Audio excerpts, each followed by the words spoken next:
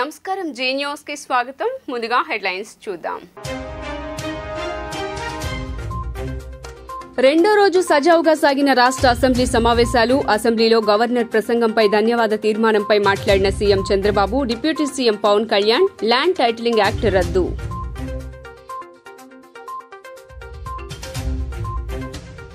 Assembly వేదికగా మాజీ CM YS Jagan పై సెటైర్లు వేసిన ముఖ్యమంత్రి నారా చంద్రబాబు, పరదాల ముఖ్యమంత్రులతో ప్రజలు విసిగిపోయారంటూ ఎద్దేవా. హూ కిల్డ్ బాబాయ్ త్వరలో తేలుద్దామంటూ స్పష్టం.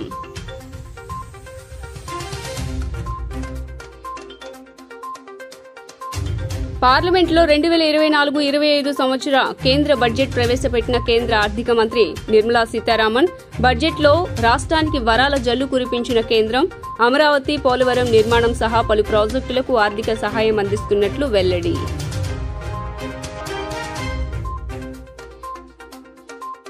హైకోర్టును ఆశ్రయించిన మాజీ సీఎం వైఎస్ జగన్, తనకు ప్రతిపక్ష నేత హోదా కల్పించాలంటూ హైకోర్టులో పిటిషన్ దాఖలు. విపక్ష నేత హోదా కోసం స్పీకర్కు లేఖ రాసినా పట్టించుకోవటం లేదని ఆరోపణ.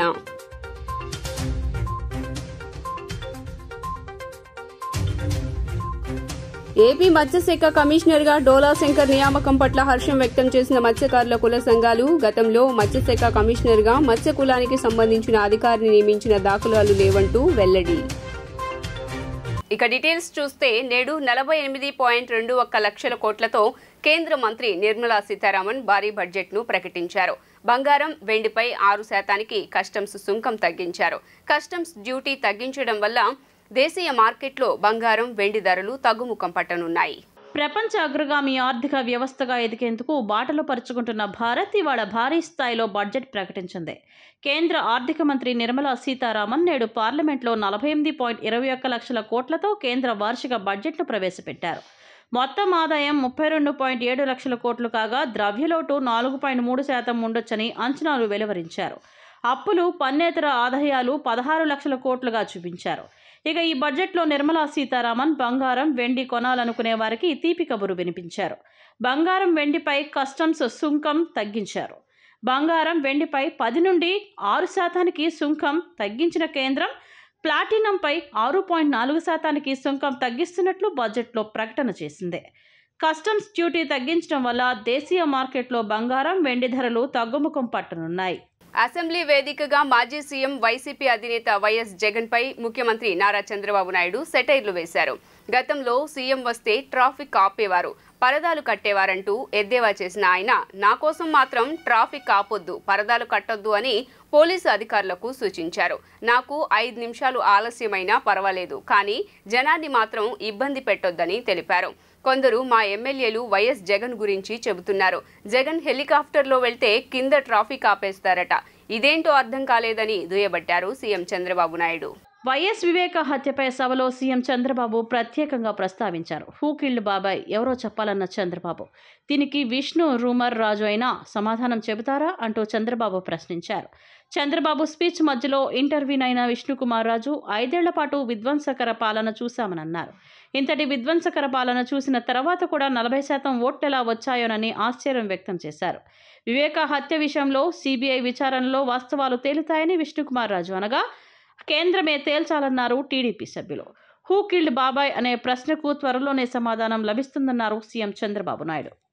బాధితుల్నే నిందితులు చేశారు, తప్పు చేయలేదు వీళ్ళు, కానీ వీళ్లే వాళ్ళని కొడతారు, తప్పుడు కేసు పెడతారు. అలాంటివి కూడా చేసే పరిస్థితి వచ్చారు. ఇంకొక పక్కన సిబిఐ కూడా పనిచేయలేని పరిస్థితి రాష్ట్రంలో.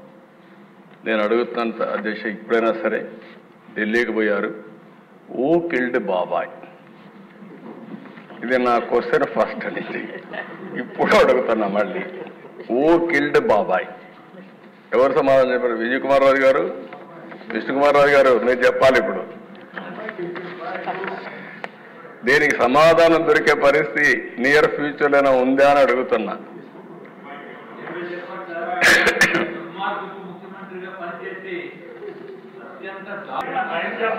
మెంబర్స్ అందరూ కూడా దిశ, మేము ఎలక్షన్లో క్వశ్చన్ చేసిందే హూ కిల్డ్ బాబాయ్ అని, ఇంకా జవాబు రాలేదు. తొందరలో జవాబు కూడా వస్తుంది, దాంట్లో సందేహం లేదు. అధ్యక్ష, ఇది ఒక కేస్ స్టడీ. నేను 40 ఏళ్ళు రాజకీయాల్లో ఉన్నా, 14 ఏళ్ళు సీఎంగా ఉన్నా. నేను చాలామంది ముఖ్యమంత్రులను చూసా. ఇప్పుడే విష్ణుకుమార్ రాజు చెప్పినట్టు ఒక వ్యక్తి ఏ విధంగా చేస్తాడో వివేకానంద రెడ్డి మర్డర్ ఒక ఎగ్జాంపుల్. ఎన్ని ట్విస్టులు తిరిగాయో రెండో ఎగ్జాంపుల్. కడాన ఎవడైతే అక్కడ సిఐ సీన్లో ఉన్నాడో మర్డర్ జరిగిన తర్వాత ఫస్ట్ వెళ్ళాడు. ఈ క్లీన్ చేసే ఆపరేషన్స్ అన్ని చూసిన తర్వాత అతను సిబిఐకి ఇన్ఫర్మేషన్ ఇవ్వడానికి సిద్ధపడితే కేంద్ర బడ్జెట్లో ఏపీకి పెద్దపీట వేశారు కేంద్ర ఆర్థిక మంత్రి నిర్మలా సీతారామన్. అమరావతి అభివృద్ధికి 15,000 కోట్లు నిర్మలా సీతారామన్ ప్రకటించారు. అవసరాన్ని బట్టి మరిన్ని నిధులు ఇస్తామన్న మంత్రి హామీ ఇచ్చారు. అలాగే రాయలసీమ, ఉత్తరాంధ్ర జిల్లాలకు ప్రత్యేక ప్యాకేజ్ కింద నిధులు ప్రకటించారు. కేంద్ర ఆర్థిక మంత్రి నిర్మలా సీతారామన్ బడ్జెట్లో ఆంధ్రప్రదేశ్కు పెద్దపీట వేశారు. ఆంధ్రప్రదేశ్ అభివృద్ధికి ఎన్డీఏ సర్కారు కట్టుబడి ఉందని పేర్కొంటూ ఏపీ రాజధాని అమరావతి అభివృద్ధికి 15,000 కోట్లు ప్రకటించారు. అంతేకాదు అవసరాన్ని బట్టి మరిన్ని నిధులు విడుదల చేస్తామని మంత్రి హామీ ఇచ్చారు. ఈ మేరకు లోక్సభలో మంత్రి నిర్మల మాట్లాడుతూ ఆంధ్రప్రదేశ్ పునర్వ్యవస్థీకరణ చట్టానికి తమ ప్రభుత్వం కట్టుబడి ఉందని స్పష్టం చేశారు. ఈ ఆర్థిక సంవత్సరంలో అమరావతి అభివృద్ధికి 15,000 కోట్లను ప్రత్యేక సాయంగా అందిస్తామని చెప్పారు. దీంతో పాటు అమరావతి అభివృద్ధికి అవసరాన్ని బట్టి మరిన్ని నిధులు ఇస్తామన్నారు. పోలవరం ప్రాజెక్టును త్వరితగతిన పూర్తి చేయడానికి ఏపీ ప్రభుత్వానికి సహాయ సహకారాలు అందిస్తామని అన్నారు. ఇక రాయలసీమ, ప్రకాశం, ఉత్తరాంధ్ర జిల్లాల అభివృద్ధికి ప్రత్యేక ప్యాకేజీ కింద నిధులు విడుదల చేస్తామని కేంద్ర ఆర్థిక మంత్రి బడ్జెట్ ప్రసంగంలో వెల్లడించారు. విశాఖ, చెన్నై కారిడార్లో, కోపర్తికి హైదరాబాద్, బెంగళూరు కారిడార్లో ఓర్వకల్లుకు నిధులు కేటాయించామని వివరించారు. Andhra Pradesh Reorganization Act. Our government has made concerted efforts to fulfill the commitments in Andhra Pradesh Reorganization Act.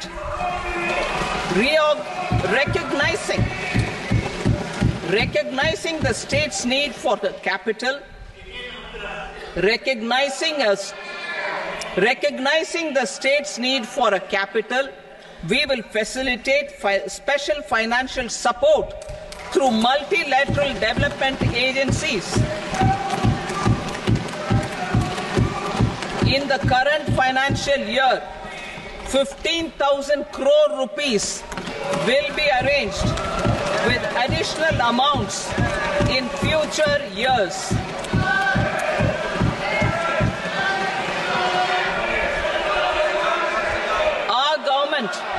Is fully committed to financing and early completion of the Polavaram irrigation project, which is the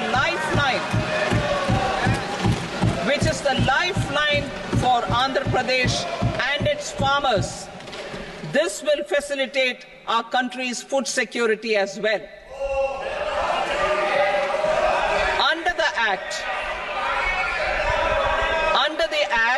Andhra Pradesh Reorganization Act, for promoting industrial development, funds will be provided for essential infrastructure such as water, power, railways and roads.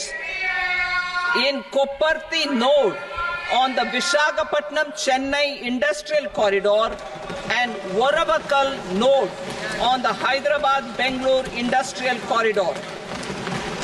An additional allocation will be provided this year towards capital investment for economic growth.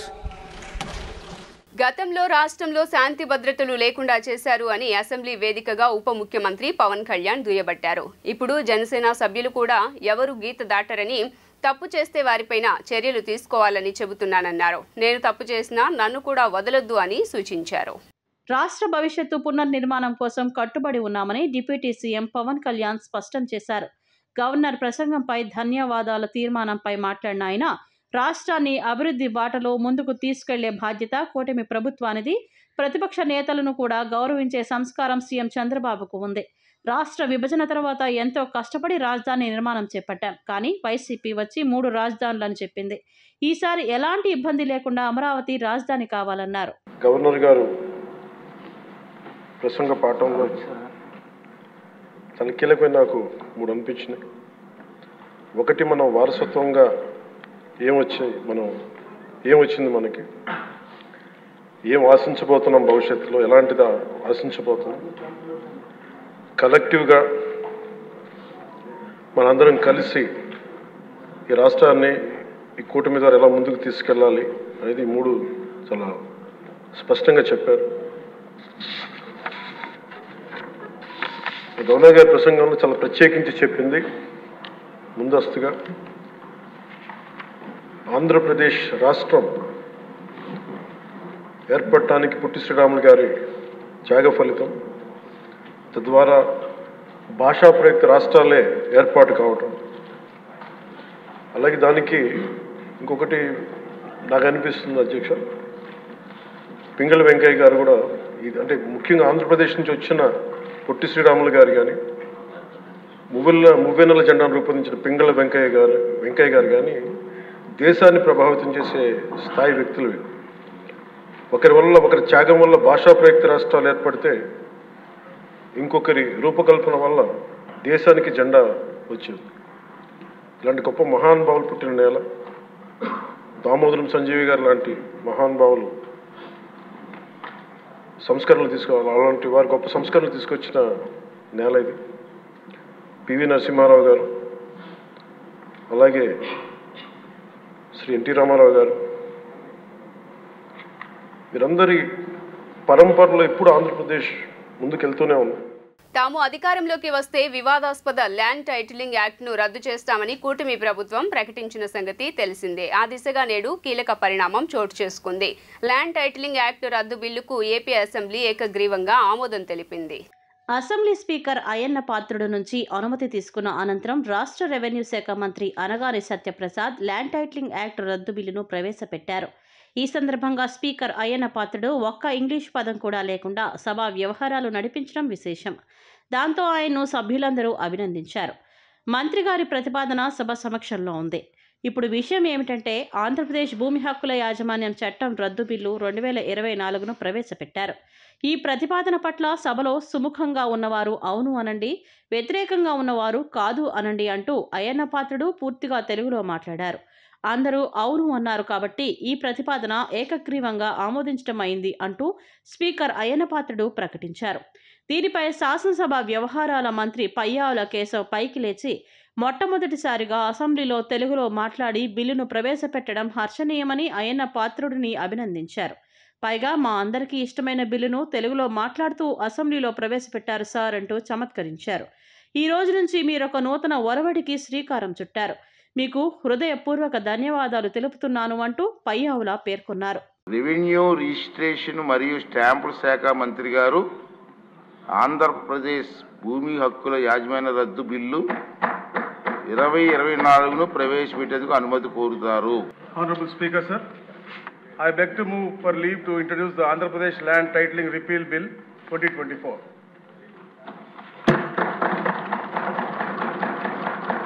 మంత్రి గారి ప్రతిపాదన సభా సమక్షంలో ఉంది. ఇప్పుడు ఈ విషయం ఆంధ్రప్రదేశ్ భూమి హక్కుల యాజమాన్య రద్దు బిల్లు 2024ను ప్రవేశపెట్టడం.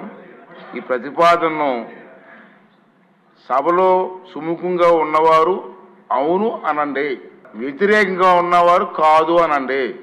అవునన్న వారు అందరూ కూడా ఏకగ్రీవంగా అన్నారు కాబట్టి ఈ ప్రతిపాదన ఆమోదించబడింది. బిల్లు సభలో ప్రవేశపెట్టబడింది. చాలా చక్కటి తెలుగులో మొట్టమొదటిసారి ఈ సభలో మీరు సంబంధిత బిల్లుని, అందులో మా అందరికీ కూడా ఎంతో ఇష్టమైనటువంటి బిల్లుని అచ్చ తెలుగులో మీరు మాట్లాడి ప్రవేశపెట్టారు సార్. ఐ థింక్ ఈ రోజు నుంచి మీరు ఒక నూతన ఒరవడికి శ్రీకారం చుట్టారు. అందరూ హృదయపూర్వకంగా ధన్యవాదాలు. ప్రతి అక్షరం తెలుగులో మాట్లాడే ప్రయత్నం చేస్తున్నాను, మీరు సహకరించండి. కేంద్ర బడ్జెట్లో ఏపీకి కేటాయింపులపై కేంద్ర మంత్రి రామ్మోహన్ నాయుడు హర్షం వ్యక్తం చేశారు. కేంద్ర బడ్జెట్ను తాను స్వాగతిస్తున్నానని తెలిపారు. ఏపీ ఆర్థిక పరిస్థితిని ప్రధాని మోదీ అర్థం చేసుకున్నారని రామ్మోహన్ నాయుడు వెల్లడించారు. ఇవాళ ప్రకటించిన కేంద్ర బడ్జెట్ 2024లో ఏపీ రాజధాని అమరావతి నిర్మాణం కోసం 15,000 కోట్లు, పోలవరం ప్రాజెక్టుకు సహాయ సహకారాలు, ఇతర అభివృద్ధి పనులకు మద్దతు ప్రకటించడంపై కేంద్ర మంత్రి కింజరాపు రామ్మోహన్ నాయుడు స్పందించారు. కేంద్ర బడ్జెట్ను తాను స్వాగతిస్తున్నానని తెలిపారు. రాష్ట్ర ఆర్థిక పరిస్థితిని ప్రధాని నరేంద్ర మోడీ సహృదయంతో అర్థం చేసుకున్నారని, అందుకే ఏపీకి అండగా నిలవాలని కేంద్రం నిశ్చయించిందని తెలిపారు. ఏపీకి జరిగిన నష్టాన్ని కేంద్ర బడ్జెట్ ద్వారా భర్తీ చేసేందుకు మోదీ ప్రభుత్వం ప్రయత్నిస్తోందని రామ్మోహన్ నాయుడు వివరించారు. రాష్ట్రంలోని వెనుకబడిన జిల్లాలకు కూడా నిధులు అందించేందుకు కేంద్రం సిద్ధంగా ఉందని అన్నారు. జగన్ పాలనలో ఏపీ 5 ఏళ్ల పాటు రాజధాని లేని రాష్ట్రంగా ఉందని, రాష్ట్రం 20 సంవత్సరాలు వెనక్కి వెళ్ళిందని విమర్శించారు. The agricultural sector and the farmers and the women of the country and also the youth. And if you see, lot of stress and importance has been given for employment generation, skilling and also manufacturing in the country. So this has a very futuristic budget in the sense we are not just creating a foundation for the coming 6 to 8 months, but also the coming 5 to 10 years, where we are trying to tackle the situation of unemployment in the country, and it has given a lot of impetus and lot of growth potential for generating. Andhra Pradesh को जिस से budget में yes, ये वैसे budget के रूप में बहुत शानदार बजट था. मैं एक नौजवान होने के नाते इतना कह सकता हूँ कि हमारे देश के जो नौजवान जो इश्यूज फेस कर रहे हैं आज, रोजगार की बात हो या अपने सपने साकार करने की बात हो, उन सबको एक बल देने का काम ये बजट में उन्होंने किया है. बहुत सारा स्ट्रेस जॉब क्रिएशन पे, स्किलिंग पे, मैन्युफैक्चरिंग पे, एम्प्लॉयमेंट जनरेशन पे, इंडस्ट्री को बढ़ावा देने के लिए, प्राइवेट सेक्टर को बढ़ावा देने के लिए, फॉरेन डायरेक्ट इन्वेस्टमेंट को बढ़ावा देने के लिए, इस तरह के बहुत सारी चीज़ें जो आम आदमी को, आम नौजवान को रोजगार की तरफ आगे बढ़ाता है, उन सब चीज़ों के बारे में इन्होंने ध्यान दिया है. और ऊपर से आंध्रा की बात जब आती है तो उसके लिए तो मैं दिल से शुक्रिया अदा करना चाहूँगा नरेंद्र मोदी जी को, जिन्होंने एक वादा किया था कि आंध्रा की देखभाल हम करेंगे, और उन्होंने आज किया है बजट के रूप में. जो कैपिटल की बात आती है, 5 साल जब जगन मोहन रेड्डी की सरकार आंध्रा में थी तो नो कैपिटल स्टेट कर दिया था. अमरावती को पूरी तरह से डिस्ट्रॉय कर दिया. वहाँ पे किसानों के साथ जो हमारी एक एग्रीमेंट थी उस सबको डिस्ट्रॉय कर दिया. ఆంధ్రప్రదేశ్ రాష్ట్రంలో ఇటీవలే జరిగిన ఎన్నికల్లో వైఎస్ఆర్ కాంగ్రెస్ పార్టీకి కేవలం 11 సీట్లే వచ్చాయి. దాంతో ఆ పార్టీకి విపక్ష హోదా లభించే అవకాశాలు లేవు. అయితే తనకు ప్రతిపక్ష నేత హోదా కల్పించాలంటూ వైసీపీ అధినేత జగన్ కోరుతూ ఉండగా కూటమి ప్రభుత్వం నుంచి దీనిపై నిర్ణయం వెలువడలేదు. ఈ నేపథ్యంలో జగన్ ఇవాళ ఏపీ హైకోర్టును ఆశ్రయించారు. తనకు ప్రతిపక్ష నేత హోదా కల్పించేలా అసెంబ్లీ స్పీకర్ను ఆదేశించాలంటూ హైకోర్టులో పిటిషన్ దాఖలు చేశారు. విపక్ష నేత హోదా కోసం లేఖ రాసినా పట్టించుకోవటం లేదని జగన్ ఆరోపించారు. వైసీపీ హయాంలో చేపట్టిన నాడు నేడు కార్యక్రమం పనుల్లో భాగంగా అవినీతి జరిగినట్లుగా అనుమానిస్తున్న ఏపీలోని కూటమి ప్రభుత్వం దానిపైన విచారణ చేయాలని నిర్ణయించింది. నేటి అసెంబ్లీ ప్రశ్నోత్తరాల సమయంలో మంత్రి నారా లోకేష్ మాట్లాడుతూ స్కూళ్ల అభివృద్ధి కోసం జగన్ ప్రభుత్వం చేపట్టిన నాడు నేడు కార్యక్రమంలో భారీగా అవినీతి జరిగిందని, స్కూళ్ల అభివృద్ధి పేరుతో కోట్ల రూపాయలు దోచుకున్నారని, దీనిపైన విచారణ చేపడతామని తెలిపారు. వచ్చే విద్యా సంవత్సరం నుంచి కొత్త విద్యా విధానంలో మార్పులు తీసుకొస్తామని, కేజీ నుంచి పీజీ వరకు కాలేజీలను మ్యాపింగ్ చేస్తామని తెలిపారు. మొదటి విడత కింద 15,713 పాఠశాలల్లో ఈ కార్యక్రమం చేపట్టడం జరిగింది. కానీ మొదటి విడత పూర్తి చేసడానికి ఇంకొక 880,39,00,000 రూపాయలు అవసరం ఉంది. రెండో విడత కింద 22,311 పాఠశాలలో పనులు చేపట్టడం జరిగింది. కానీ ఇది కూడా పూర్తి చేసేదానికి 3,907.75 కోట్ల రూపాయలు అవసరం ఉంది. మూడో విడత కింద 14,845 పాఠశాలల్లో ఎలాంటి పనులు ప్రారంభించలేదు. ఆ పాఠశాలలో ఈ కార్యక్రమం పూర్తి చేసేదానికి 3,088 కోట్ల రూపాయలు అవసరం ఉంది. రెండో ప్రశ్న వివరాలు. నిధులు కేటాయింపులు ఖర్చులు ఎనెక్షర్ 1లో జతపరిచాం. మూడో ప్రశ్నకి సమాధానం. గత ప్రభుత్వం 900 కోట్ల రూపాయలు పెండింగ్ బిల్స్ పెట్టడం జరిగింది. ఈ కార్యక్రమం పూర్తి చేసడానికి 7,877 కోట్ల రూపాయలు అవసరం ఉంది. గత ప్రభుత్వం ఈ కార్యక్రమంలో చేపట్టిన ప్రభుత్వ పాఠశాలల్లో 72,117 విద్యార్థులు సంఖ్య తగ్గుతాం కూడా జరిగింది. టీ ప్రశ్నకు అధ్యక్ష శ్రీ వి వెంకటరామరెడ్డి గారు అడ్వకేటు 27/11/2023లో ఒక పిటిషన్ వేస్తాం జరిగింది. ఆ పిటిషన్కి సంబంధించిన ప్రాథమిక దర్యాప్తు రిపోర్ట్ MD APEWIDCకి వస్తాం జరిగింది. కానీ ఫైనల్ రిపోర్ట్ ఇంకా రావాల్సిన అవసరం ఉంది. ఈ ప్రశ్నకి సమాధానం ఫైనల్ రిపోర్ట్ వచ్చిన తర్వాత యాక్షన్ తీసుకుంటాం. విజయవాడ నగరాన్ని వేగవంతంగా అభివృద్ధి చేసే విధంగా ఎన్డీఏ కూటమి ప్రభుత్వం పనిచేస్తోందని తూర్పు నియోజకవర్గ ఎమ్మెల్యే గద్దె రామ్మోహన్ తెలిపారు. ఫ్లైఓవర్ వెంబడి ఉన్న సర్వీస్ రోడ్డును త్వరితగతిన నిర్మించి అందుబాటులోకి తీసుకువచ్చేలా పనిచేస్తున్నామన్నారు. విజయవాడ తూర్పు నియోజకవర్గం 9వ డివిజన్ బెన్ సర్కిల్ ఆంజనేయ స్వామి గుడి వెనుక డ్రైనేజీలను ఎమ్మెల్యే గద్దె రామ్మోహన్ పరిశీలించారు. ఈ సందర్భంగా మున్సిపల్ అధికారులను అడిగి పనుల వివరాలను తెలుసుకున్నారు. అనంతరం మీడియాతో మాట్లాడుతూ స్ట్రాంగ్ వాటర్ డ్రైనేజ్ పనులు వైసీపీ హయాంలో నిలిచిపోవడం వలన సర్వీస్ రోడ్ల నిర్మాణం ఆలస్యమైందని చెప్పారు. అందుకే ప్రజల రాకపోకలు సాగించేటప్పుడు ట్రాఫిక్ ఇబ్బందులు ఎదుర్కొన్నారని వాటిని పరిష్కరించేందుకు కృషి చేస్తున్నారన్నారు. ఉన్న నిధులతో పనులను వేగవంతంగా చేపడుతున్నామని, అవసరమైతే ప్రత్యేక నిధులు తెచ్చుకునేలా కృషి చేస్తామన్నారు. పటమటలంక ప్రాంతంపై ప్రత్యేక దృష్టి సారించి అభివృద్ధి చేస్తామని స్పష్టం చేశారు. కార్యక్రమంలో చెన్నిపాటి గాంధీ మరియు టీడీపీ నేతలు పాల్గొన్నారు. ఫ్లైఓవర్లు కట్టిన తర్వాత కొంచెం ఇబ్బంది వచ్చినమాట వాస్తవం. దానికంటే కూడా ముందుగా డ్రైన్లు సరిగ్గా లేకపోవడం వల్ల ఎక్కడికక్కడ నిలిచిపోయి మొత్తం ఒక లంక గ్రామం కనుక సముద్రం మధ్యలో ఉన్నట్టుగా అయిపోతాం. అక్కడ ఈనాడు దగ్గర నీళ్లు, ఇక్కడ SVS దగ్గర నీళ్లు, ఎటు చూసినా కూడా నీళ్లు ఉండటం చాలా ఇబ్బందిగా ఉంది. దీని మీద ఒక ప్రత్యేకమైన నిధులతో ఏవైతే గతంలో స్టార్మ్ వాటర్ డ్రైన్స్ అని చెప్పి ప్రత్యేకమైన నిధులు తీసుకొచ్చామో ఆ నిధులన్నీ కూడా ఆ నిధుల్ని మరలా తీసుకొచ్చి ఇది ఒక ప్యాకేజీగా పట్టమటలంక ప్రాంతం ఒక ప్యాకేజీగా తీసుకోవాలని చెప్పి నేను MP గారు మా కార్పొరేటర్స్ అందరం కూడా కలిసి కూర్చొని నిర్ణయించుకోవడం జరిగింది.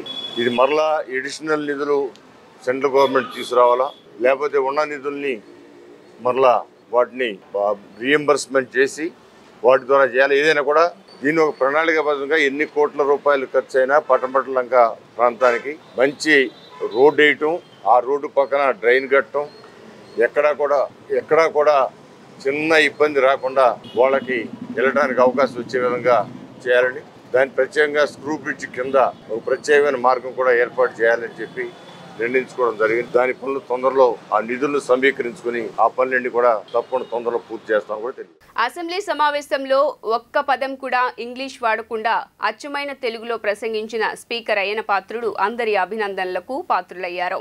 తెలుగు భాష పట్ల స్పీకర్ తీసుకున్న ఈ నిర్ణయానికి మంత్రులు, ఎమ్మెల్యేలు ఎంతో ప్రశంసించారు. తమ మాతృభాషకు గౌరవం ఇచ్చే ఈ ప్రయత్నం అనేక మందికి స్ఫూర్తిదాయకమైంది. అలాగే ప్రభుత్వ పనుల్లో తెలుగు భాష వినియోగాన్ని ప్రోత్సహించే దిశగా ఈ కీలకమైన అడుగుగా భావిస్తున్నారు. స్పీకర్ ఈ నిర్ణయం తర్వాత ఇతర నాయకులు, సభ్యులు కూడా తమ ప్రసంగాల్లో తెలుగు వాడాలనే సంకల్పాన్ని ప్రదర్శించారు. ఈ ఒరవడి వల్ల భవిష్యత్తులో తెలుగుకు మరింత ప్రాధాన్యం కలిగే అవకాశం ఉందని ఆశిస్తున్నారు. రాష్ట్రంలో శాంతి భద్రతలు లోపించాయని జగన్ చెప్పటం విడ్డూరంగా ఉందని టీడీపీ నేత కొట్టేటి హనుమంతరావు వ్యాఖ్యానించారు. విజయవాడ గురునానక్ కాలనీలోని ఎన్టీఆర్ భవన్లో మీడియాతో మాట్లాడిన ఆయన వైసీపీ హయాంలో హత్యలు, భూకబ్జాలు, అత్యాచారాలు లెక్కకు మించి జరిగాయన్నారు. వినుకొండలో జరిగిన వ్యక్తిగత హత్యను రాజకీయ హత్యగా చిత్రీకరించి శవరాజకీయం చేయాలనుకుంటున్నారని మండిపడ్డారు. జగన్ మాటలు ప్రజలు నమ్మటానికి సిద్ధంగా లేరని స్పష్టం చేశారు. జగన్మోహన్ రెడ్డి రాష్ట్ర ముఖ్యమంత్రి చంద్రబాబు నాయుడు గారి పైన, అదేవిధంగా రాష్ట్ర ప్రభుత్వం పైన తప్పుడు ప్రచారాలు, బురద జల్లే కార్యక్రమాలు మానుకోవాలని చెప్పేసి తెలియజేస్తున్నాం. జగన్మోహన్ రెడ్డి, నిజంగా నీకు నైతిక విలువ ఉంటే తెలుగుదేశం పార్టీ వచ్చి నెల రోజుల్లోనే 36 రోజుల్లో 36 హత్యలు, భూదందాలు, ఆస్తులు ధ్వంసం కేసులు, అదేవిధంగా మానభంగాలు జరిగినాయని చెప్పేసి నువ్వు తప్పుడు ప్రచారాలు చేస్తున్నావు. నీకు నైతిక విలువ ఉంటే, దమ్ము ధైర్యం ఉంటే నీ దగ్గరున్న ఆధారాలు రాష్ట్ర ప్రభుత్వాన్ని సమర్పించు, నీ నిజాయితీని నిరూపించు. శాంతి భద్రతల గురించి మాట్లాడే హక్కు, నైతిక విలువ నీకు లేదు. నీ ప్రభుత్వంలో నువ్వు ముఖ్యమంత్రిగా ఉన్నప్పుడు మరి రాష్ట్రంలోని దాదాపు 1100 మంది మహిళలు మరి ఆ మహిళల పట్ల అసభ్యకరంగా ప్రవర్తించడం, మానభంగాలు చేయడం, హత్యలు చేయడం, మరి అదే కాకుండా మరి హత్యా రాజకీయాలు చేయడం, ప్రశ్నించే వాడిపై అక్రమ కేసులు పెట్టడం, మరి చెప్పుకుంటూ పోతే చాలా ఉన్నాయి. వీటికి ముందు నువ్వు సమాధానం చెప్పు. ఏపీ మత్స్యశాఖ కమిషనర్గా డోలా శంకర్ను నియమించడాన్ని మత్స్యకార కుల సంఘాలుగా స్వాగతిస్తున్నామని AP fisherman JAC chairman Saikam Rajasekhar అన్నారు. గాంధీనగర్ ప్రెస్ క్లబ్ నందు ఏర్పాటు చేసిన విలేకరుల సమావేశంలో ఆయన మాట్లాడుతూ ఎన్ని ప్రభుత్వాలు మారినా మత్స్యశాఖకు మత్స్యకార కులానికి సంబంధించిన వారిని నియమించిన దాఖలాలు లేవన్నారు. మత్స్యశాఖలో పోస్టులను మత్స్యకారులకే ఇవ్వాలని దశాబ్దాలుగా పోరాటం చేస్తున్నామని గుర్తు చేశారు. మత్స్యశాఖ కమిషనర్గా మత్స్యకార కులానికి చెందిన వారిని నియమించడం పట్ల కూటమి ప్రభుత్వానికి ప్రత్యేకంగా ధన్యవాదాలు తెలిపారు. భవిష్యత్తులో ఇంకా మిగిలి ఉన్న మత్స్యకారుల సమస్యలను కూటమి పరిష్కారం చేయాలని కోరారు. తమ్ముడు డోలా శంకర్ గారికి మత్స్యశాఖ కమిషనర్గా ఆంధ్రప్రదేశ్ ప్రభుత్వం నియమించింది. వారి నియామకాన్ని మత్స్యకార సంఘాలుగా, మత్స్యకార కుల సంఘాలుగా మేము ప్రభుత్వ నిర్ణయాన్ని స్వాగతిస్తున్నాము. ఈ 70 ఏళ్ల భారతదేశంలో మత్స్యకారుల జీవితాల్లో ఇప్పటి వరకు ఏ ప్రభుత్వం కూడా చేయని సాహసం కూటమి ప్రభుత్వం చేసింది. ఇంతవరకు దాదాపుగా 50 పైగా కమిషనర్లు మత్స్యశాఖ చేస్తే ఉమ్మడి రాష్ట్రంలో మొత్తం కలుపుకుంటే మత్స్యశాఖకి మత్స్యకారులుగా ఒక్క మత్స్యకారుని కూడా నియమించాల. చూడండి, ఈ వృత్తి మీద ఆధారపడేది పెద్ద ఎత్తున మత్స్యకారులు. అటువంటి మత్స్యకార వృత్తికి చెందిన వారిని ఏ ప్రభుత్వం కూడా నియమించాల. మేము కొన్ని దశాబ్దాలుగా మేము పోరాటం చేస్తున్నాం. మత్స్యశాఖ మత్స్యకారులకే కేటాయించాలి. మత్స్యశాఖ కమిషనర్ కూడా ఈ కులాల నుంచి వచ్చి సాధక బాధలు వేసిన వ్యక్తిని కమిషనర్గా నియమించాలని చెప్పి మేము అడుగుతున్నాం. నారా చంద్రబాబు గారు, అలాగే ఉప ముఖ్యమంత్రి పవన్ కళ్యాణ్ గారు, మరి బీజేపీ రాష్ట్ర అధ్యక్షురాలు పురంధరేశ్వరి గారు, ముందుగా వాళ్ళకి ధన్యవాదాలు తెలుపుకుంటూ, ఎందుకంటే మరి మచిలీపట్నం నియోజకవర్గం గిలకదిండి మారుమూల ప్రాంతమైన ఒక అగ్ని కుల క్షత్రియ సామాజిక వర్గానికి చెందిన తమ్ము డోలా శంకర్ గారిని ఈరోజు మరి మత్స్యకార సామాజిక వర్గానికి చెందిన ఈయన గతంలో ఎంపైడా డైరెక్టర్గా కూడా చేశారు. అదే కాకుండా గతంలో లెదర్ బోట్ ఎండీగా కూడా చేశారు. మరి గతంలో ఎంపైడా డైరెక్టర్గా చేసినప్పుడు ఆయన ఆంధ్రప్రదేశే కాకుండా భారతదేశంలోని అన్ని రాష్ట్రాల్లో కూడా మరి మత్స్యకార సమస్యల మీద ఆయనకు ఎంతో అవగాహన ఉంది. మరి అంత అవగాహన ఉన్న వ్యక్తిని ఈరోజు ఈ రాష్ట్ర ప్రభుత్వం మరి కమిషనర్గా, మత్స్యకార కమిషనర్గా నియమించడం ముందుగా మేమందరం ఈ రాష్ట్రంలోని మత్స్యకార కులాలన్నీ కూడా స్వాగతిస్తున్నాం. దేవాదాయ శాఖలో అసిస్టెంట్ కమిషనర్గా పనిచేస్తూ సస్పెండ్ అయిన శాంతికి మద్దతుగా రేపు ఢిల్లీలోని జంతర్ మంతర్ వద్ద మహాధర్నా చేపట్టినట్లు సోషల్ డెమోక్రటిక్ ఫ్రంట్ అధ్యక్షులు, తెలుగుదేశం పార్టీ రాష్ట్ర నాయకులు మాదిగాని గురునాథన్ తెలిపారు. వైసీపీ రాజ్యసభ సభ్యుడు విజయసాయిరెడ్డి సభ్యత్వాన్ని రద్దు చేయాలని కోరుతూ ఈ నెల 24వ తేదీన ఢిల్లీలో రాష్ట్రపతిని, ప్రధానమంత్రిని, రాజ్యసభ స్పీకర్ని, పార్లమెంట్ సభ్యులను కలిసి మెమొరాండం ఇవ్వనున్నామన్నారు. ధైర్యం ఉంటే విజయసాయిరెడ్డి DNA టెస్ట్కి సిద్ధం కావాలని డిమాండ్ చేశారు. ఈ రాష్ట్రంలో ఒక సంచలనాత్మకమైనటువంటి అంశం మీద ఒక ఉత్కంఠమైనటువంటి వాతావరణంలో మరి ఈ యొక్క జాతి బిడ్డ, ఒక ఎరుకుల జాతి బిడ్డ అయినటువంటి మరి శాంతి, ఆమె అసిస్టెంట్ కమిషనర్గా దేవాదాయ శాఖలో పనిచేస్తున్నారు. మరి మదన్ మోహన్ గారు, వారు కూడా అసిస్టెంట్ ప్రొఫెసర్గా ఉన్నారు. మీరు అన్ని ఎపిసోడ్ చూస్తూనే ఉన్నారు. అందరూ సమాజం అంతా కూడా, సమాజానికి మనం చెప్పాల్సినటువంటి బాధ్యతలు కాబట్టి మీడియా ద్వారా ఈరోజు నీకు పరాకాష్ఠం చేరింది. ఎవరైనా రాజకీయాల్లో ఉన్నప్పుడు ఇంటికెక్కర్లేనప్పుడు స్వర్గానికి ఎక్కినట్టుగా విజయసాయిరెడ్డి గారు దాని మీద అభియోగాలు వచ్చినాయి. వాళ్ళ కుటుంబాన్ని కూల్చినటువంటి వ్యక్తిగా 2 కళ్ళు మాకు, ఒక కన్నును పొడిచేశాడు విజయసాయిరెడ్డి. మరి మేము ఒక్క కన్నుతో ఎట్లా బతుకుతాము? దాన్ని ఏదో చేయాలి. దాన్ని చికిత్స చేసి ఆ కుటుంబాన్ని నిలబెట్టాలి. మార్గంలో నడిపించాలి. నువ్వు రక్షించాల్సినటువంటి వాళ్ళే భక్షిస్తే విజయసాయిరెడ్డి గారు ఎట్లా? ఇది ప్రజాస్వామ్యం, the beauty of the democracy. ఒక కుటుంబాన్ని మేము ఇప్పుడు ఎవరికి వ్యతిరేకం కాదు ఇక్కడ. ఆ కుటుంబం పాపం ఆడపిల్లలు ఇద్దరు, ఈ పుట్టిన అబ్బాయికి తండ్రి ఎవరో తెలియక ఏంటి ఇదంతా కూడా ఒక ఎపిసోడ్ డ్రామా కంపెనీ లాగా తయారైపోయింది. వార్తలు ముగించే ముందు హెడ్లైన్స్ మరోసారి.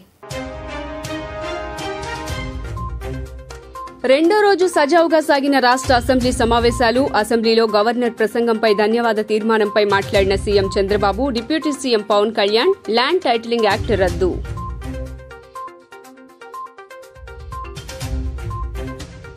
అసెంబ్లీ వేదికగా మాజీ సీఎం వైఎస్ జగన్ పై సెటైర్లు వేసిన ముఖ్యమంత్రి నారా చంద్రబాబు. పరదాల ముఖ్యమంత్రులతో ప్రజలు విసిగిపోయారంటూ ఎద్దేవా. హూ కిల్డ్ బాబాయ్ త్వరలో తేలుద్దామంటూ స్పష్టం.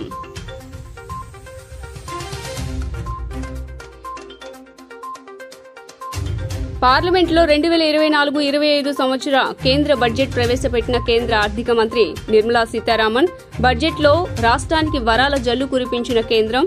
అమరావతి, పోలవరం నిర్మాణం సహా పలు ప్రాజెక్టులకు ఆర్థిక సహాయం అందిస్తున్నట్లు వెల్లడి.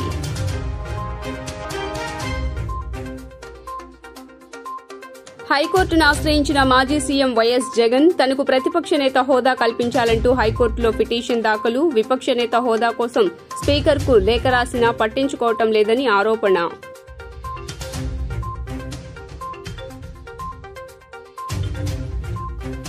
ఏపీ మత్స్యశాఖ కమిషనర్గా డోలా శంకర్ నియామకం పట్ల హర్షం వ్యక్తం చేసిన మత్స్యకారుల కుల సంఘాలు. గతంలో మత్స్యశాఖ కమిషనర్గా మత్స్య కులానికి సంబంధించిన అధికారిని నియమించిన దాఖలాలు లేవంటూ వెల్లడి. జీ న్యూస్ ఇంతటితో సమాప్తం. తిరిగి వార్తల్లో మళ్లీ కలుద్దాం. అంతవరకు సెలవు. నమస్కారం.